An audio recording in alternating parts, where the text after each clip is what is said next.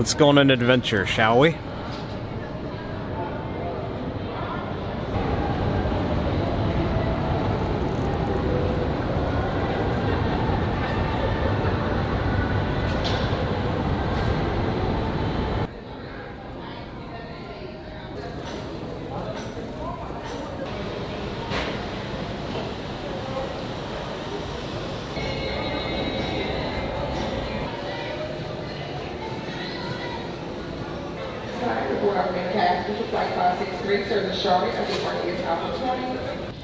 It's Sunday morning, January 6th, 2019, in Philadelphia International Airport. Heading back to Portland, I have a brief layover in Chicago, and I plan to be back at my Jeep this afternoon. Excited to be home.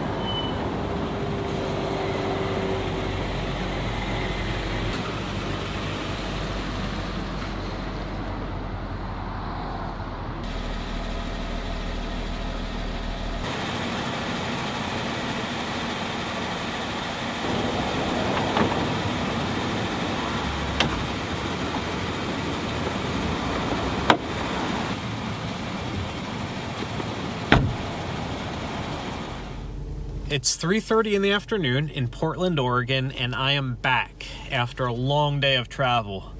The Jeep started right up, a little bit of a knock and some exhaust smoke, but now it's idling nicely.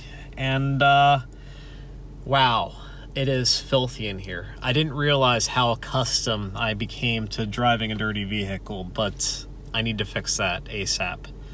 But first things first, I need to get something in my stomach. I haven't had anything to eat for hours.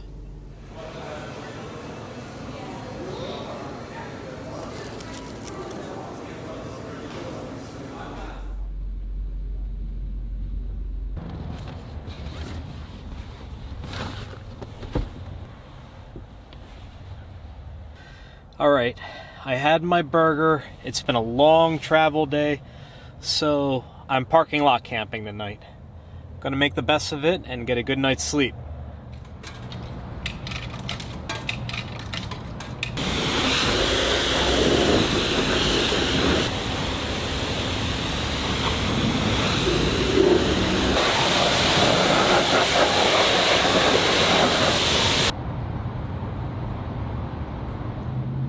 It's Monday morning, January 7th.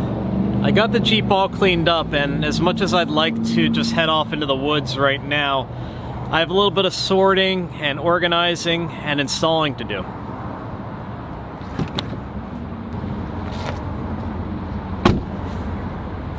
I have these boxes that contain various things. Whoa. You'll see what they contain, but I'm going to devote today to installing them.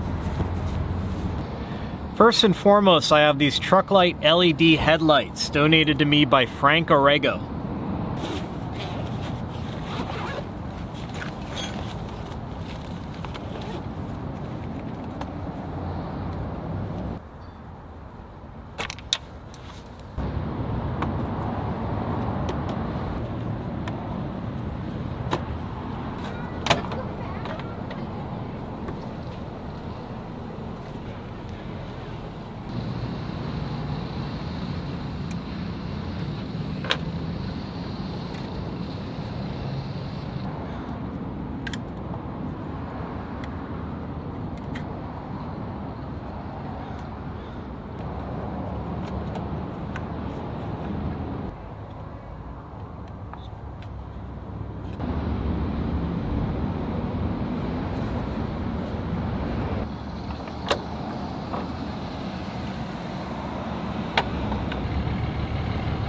Okay, that is it for the headlights.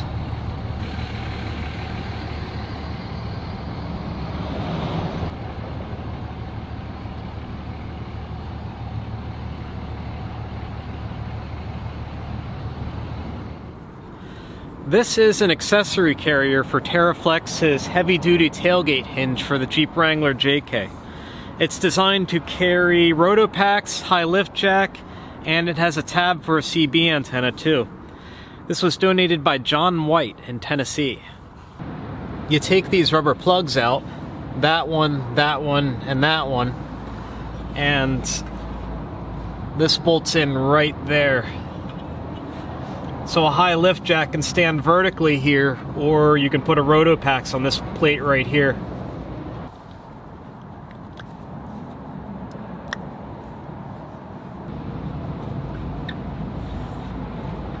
Wow, talking about an easy install.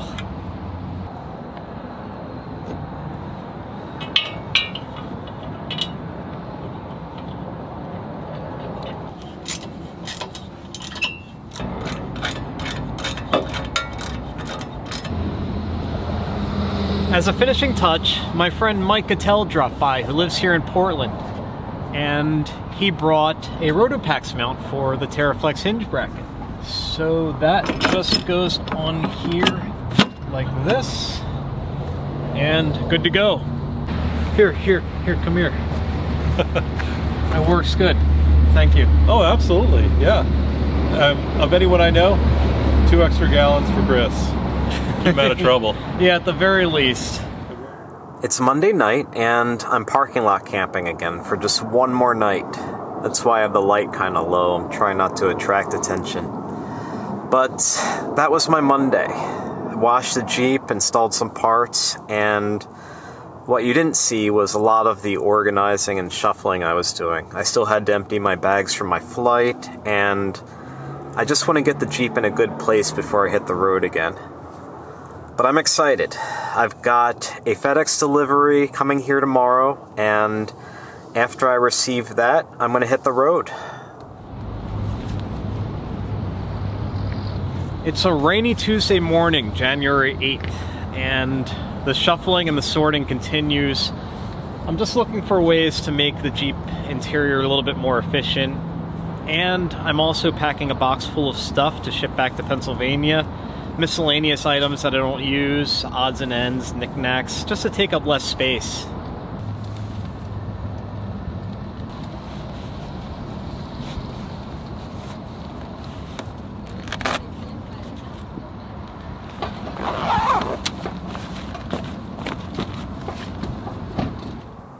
I'm getting a little creative with the Velcro tape. This is the charger for my camera battery, which I usually put right here, but it falls all over the place like that. So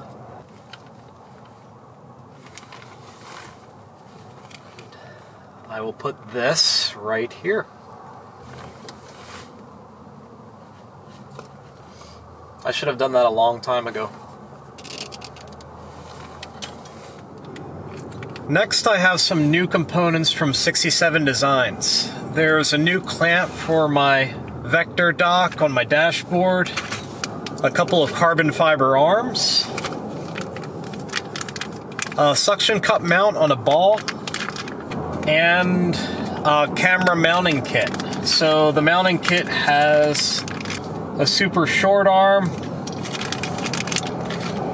a threaded stud on a ball, and a GoPro mount. This will come in handy. This is the fun part. Trying to set up all my gadgets and electronics so they're positioned just right on the dashboard.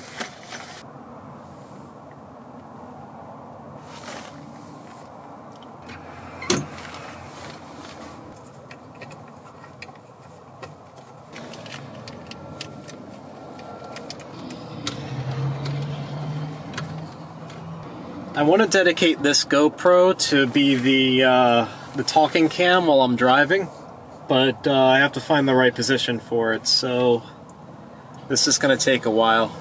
I'm going to stop recording.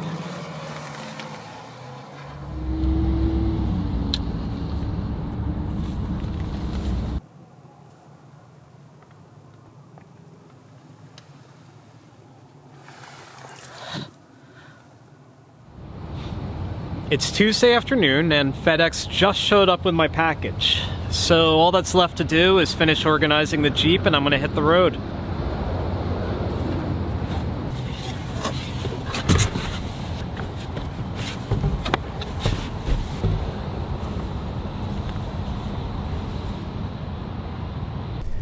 That was in fact a drone that I received in that package.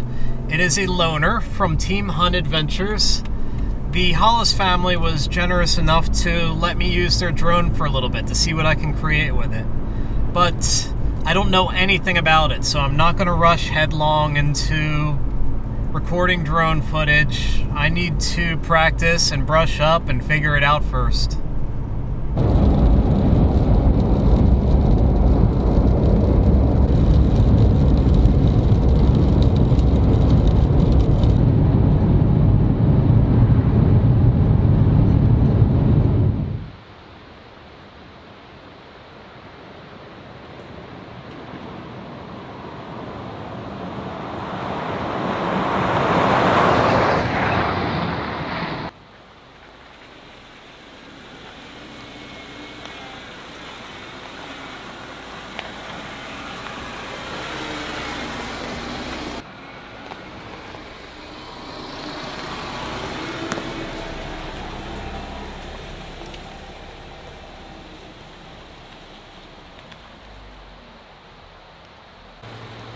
This is it. I'm in the National Forest outside of Detroit, Oregon. And low elevation, about 1,600 feet. I'm gonna try to camp here tonight. Just need to back up a little bit and find a flatter spot. I can't see a thing.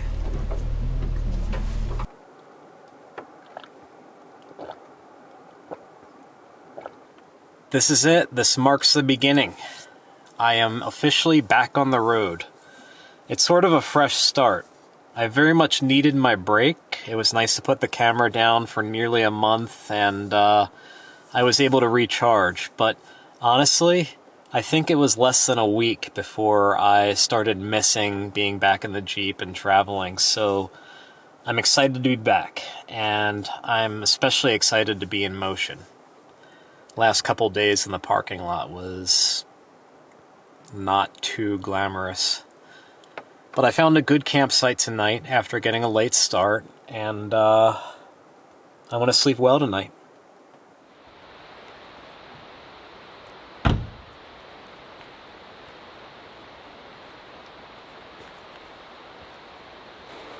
Good morning.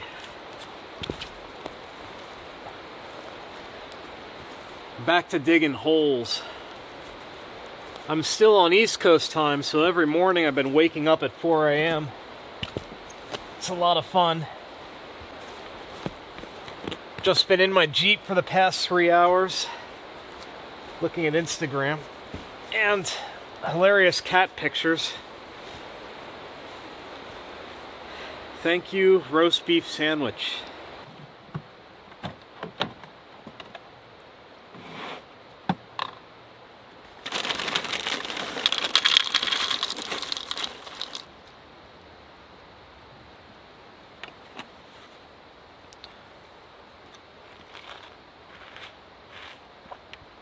It's maybe 35 degrees Fahrenheit, if I were to guess.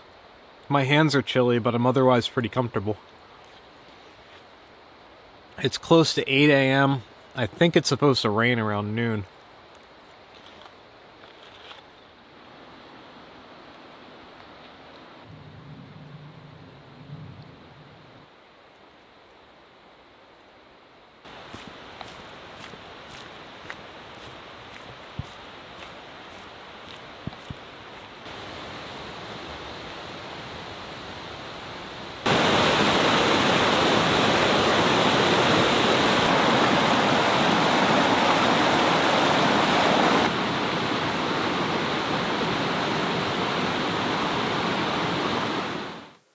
Alright, it's Wednesday, and tomorrow I have an appointment in Bend, Oregon. So I'm going to start working my way there. I might as well, it's supposed to rain anyway. But It's only like 80 miles, and there are a lot of forest roads between here and Bend. Hopefully there's not too much snow at the higher elevations. But when I get to Bend, I'll settle in there, and that's where I'll wrap up this week.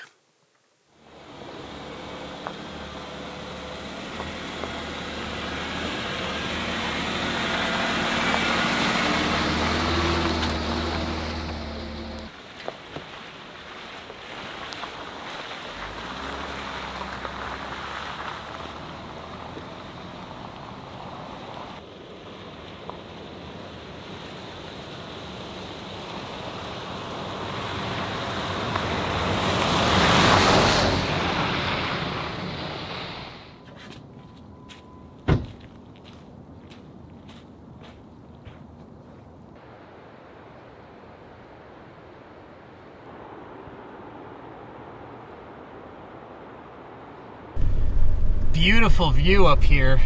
At 2,500 feet, the snow isn't too bad quite yet.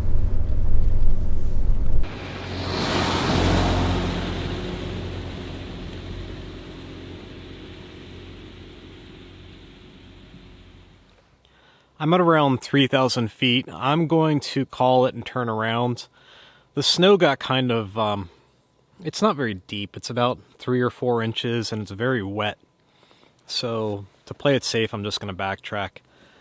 If I had a winch, traction mats, chains on my tires, it'd be game on, but I need to err on the side of caution here.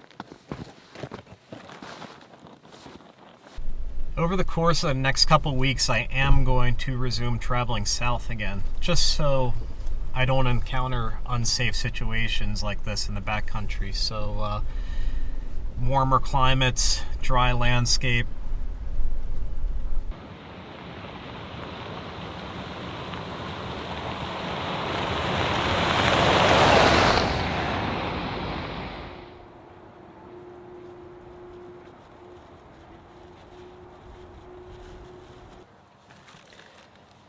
These are big slices. I'm at the snow park atop Santiam Pass. Just stopping for lunch, enjoying a sandwich. Snow is deep here. Really deep, but I'm at like 4,000 feet, I think.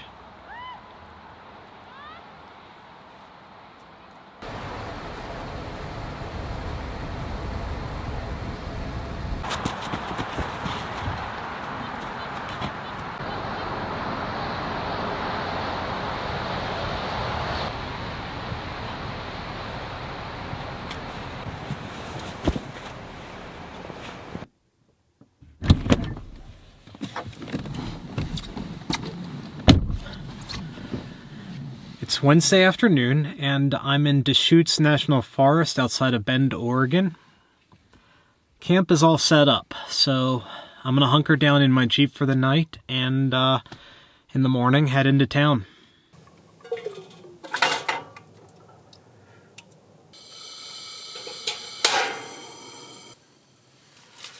For the record, I always unzip the window when I cook inside the Jeep, so there's ventilation.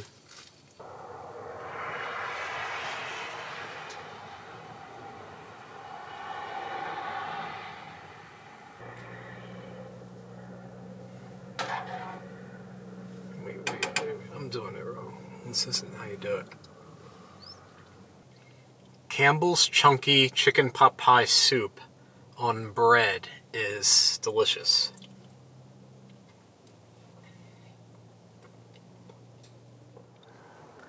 As you might already know, I share all of my GPS data with my Patreon subscribers, and I put a lot of thought into this over the holidays.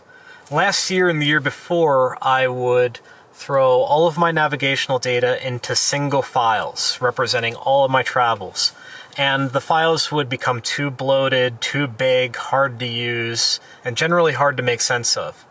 So starting this year, I'm going to put all of my travels for a particular episode into a GPX file that corresponds just with this episode. That'll be available in Dropbox in the coming weeks. So that makes the file smaller, and it's going to make it easier to follow along if you want to look at your computer and see exactly where I'm at on a map at any given time.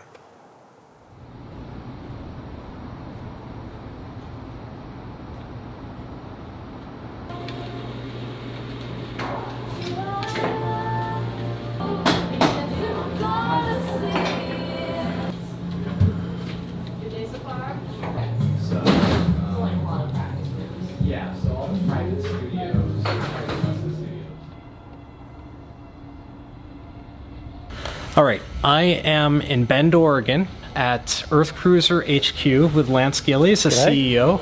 You guys might have seen last month I saw an EarthCruiser on the trail in Arizona, so that kind of planted a seed, and I wanted to actually come here and see one for myself and learn more about the vehicle. Understanding this is our workshop in the US, we have another one in Australia, so it's not a showroom, it's a workshop, and this is where they're made, and this is where it all happens, and let's have a good time. Fabulous. All right, you good? Yep, we're good. All right, g'day, it's Lance. So I would like to just talk about a couple of things that we make. I will start with this rather very filthy, dirty truck here. Typically, our chassis are mostly Fuso. Although this Fuso truck is sold in over 75 countries, countries have different treaties and different rules when it comes to their emission systems. This is what catches people up. Is that... You're what? I'm sorry. No, you're good. Because there's different rules. So for argument's sake, a brand new Fuso truck made in Kawasaki but sold to our customers and friends in Mongolia has a different engine than the one they sell in the United States, because the emission standard. The windscreen's the same, the doors are the same, most of it is the same. The running gear is essentially the same, not identical, but essentially the same. If international travel is really floating your boat, talk to us, because this is what we do. So anyway, so here's our EarthCruiser EXP. This is what we would call the original EarthCruiser. The original idea behind EarthCruiser, why we do what we do and did what we did, we could have converted a van, nothing wrong with converted vans. We could have, started out with a Land Cruiser, had plenty of them. We could have done that, but what we needed was a few key things to keep us comfortable while we travel. It's got to have a decent carrying capacity, obviously got to be a competent four-wheel drive, and it's got to be relatively easy to service. The wheels and tyres, we can take them to a ledge swap and get tyres put on. It's nothing special. Yeah. We can buy coffee in Starbucks because they're low enough and they can get under the, what do we call it? They're not an expensive vehicle to keep on the road. They get great fuel economy, all that sort of stuff. They fit in a normal car park space. We didn't want to have something that was too big. So we thought what we'll do is something, keep it as light as we can, nimble as we can, compact as we can, but comfortable. You asked me earlier, can you describe what an EarthCruiser is? And my answer to you then is that it's nothing special. All it is a tool for getting me some goals that I've set in my life. Yeah. That's it. There's no more to it than that. I don't have the fanciest wheels. I don't have the biggest engine. I don't have any of that. But what I do have is some fabulous life experiences. We went for a composite body construction, all these tools and molds. We make all that stuff. Why did we do this, not a converted van? Very simply, because with this we can decide how it's made. Almost there.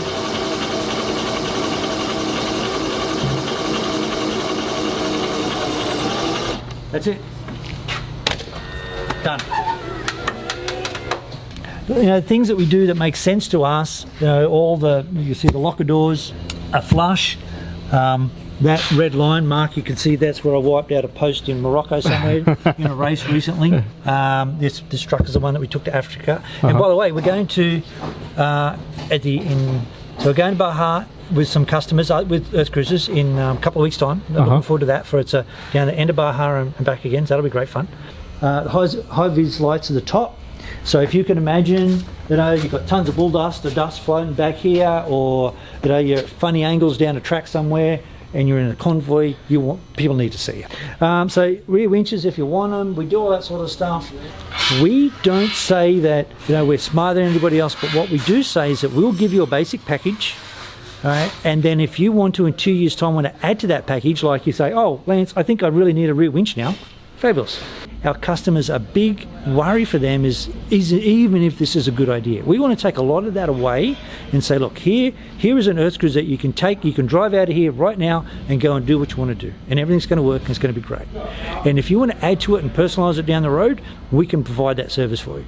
But don't get too wound up in that. Let's get you out there first. An EarthCruiser you'll find is balanced, front rear axle the same or very close to it. That's very, very important for when you're off-roading, so you don't get all weird when you're going down hills. The truck's going to drive better, it's certainly going to stop better.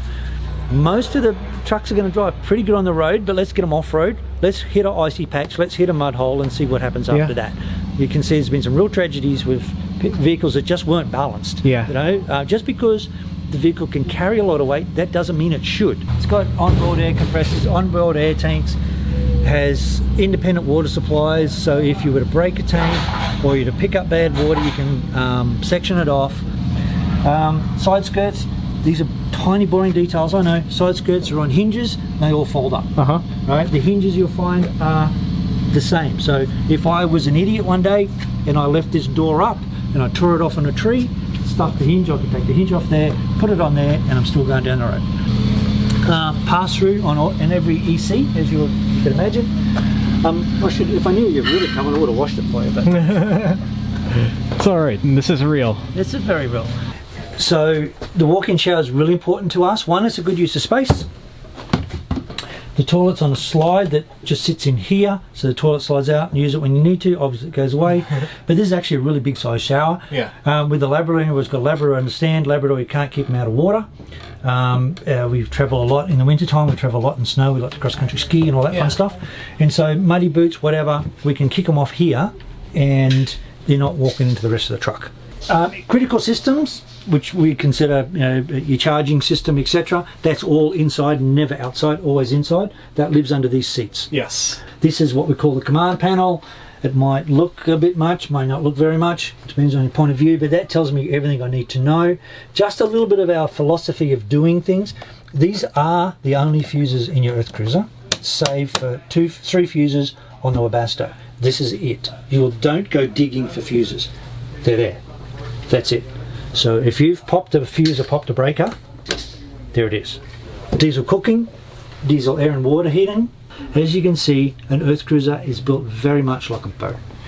Our layout essentially never changes. It's not that we think we're smarter than anybody else. It's got nothing to do with this, but we know this system works. Right, so the bed's always made up at the back, tons of storage underneath the bed, it all lifts up and all that sort of stuff. You know, completely separate eating area up here, which I think is terribly important, because, you know, it can get a bit crowded, particularly if the weather's bad. With our EXP, as you can see, it's very light and bright inside here, and we're inside a building, it's still light and bright. So yeah, you know, we have coffee makers, we have fridge, we have freezer, we have everything you could possibly want for an extended trip, and it works. It's our little house on wheels, and we absolutely love it. Cool. Yep. Yep, I liked it so much, I bought one. All right, so this is your new GZL 400 bed camper, and this fits in a full-size pickup? It does, yep. So again, one-piece composite mold. You won't see any nuts, bolts, rivets holding these things together. Just go out of the mold. It is essentially a boat, same as what the other stuff that we make. We have 2 models of these, essentially. We have the GZL, which is fully built out, and we also have what we call mod, which is my own design. So we supply the basics, and then you can build it out yourself.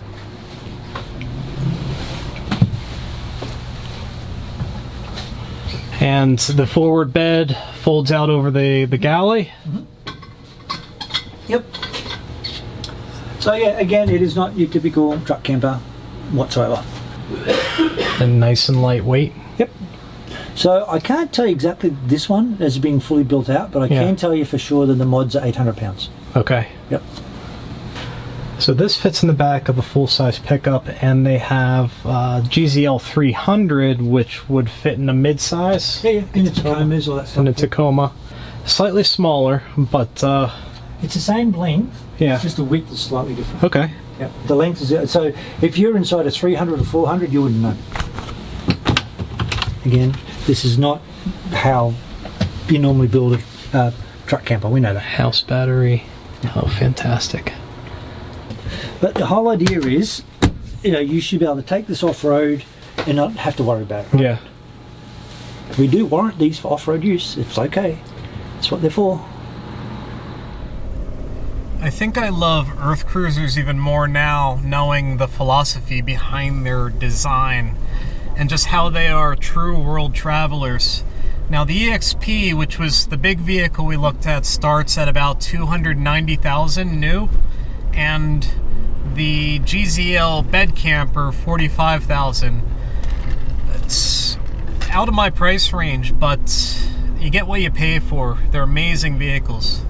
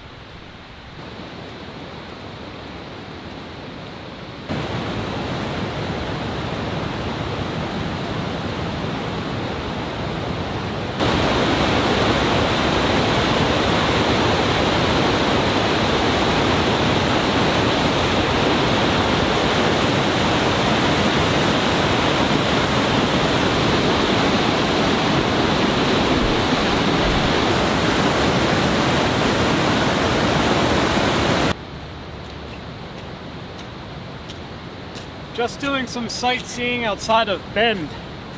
That was the Deschutes River. I'm gonna head to camp. It's Thursday night, so that's a wrap for this week. This week's episode, which is the first of the year, marks a sort of new beginning for Venture Forward, or Venture Four-Wheel Drive, however you care to pronounce it. But over the holidays, I made a couple of resolutions. The first is to be more proactive, and the second is to be more goal-oriented and a little bit less aimless. I'm still going to wander and explore the road less traveled, but I want to do more research and be a better planner. So this year, I'm hitting the ground running with renewed determination. With that, I want to give a shout out to the guys who donated the gear that I installed this week. Frank Orego, the headlights are a phenomenal upgrade.